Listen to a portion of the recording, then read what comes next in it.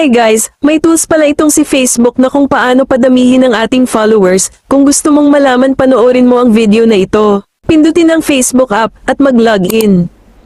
Kapag naka-login na kayo, pindutin ang menu or tatlong linya. Pindutin ang dashboard. Scroll down lang at hanapin ang tools na invite people to connect at pindutin ito.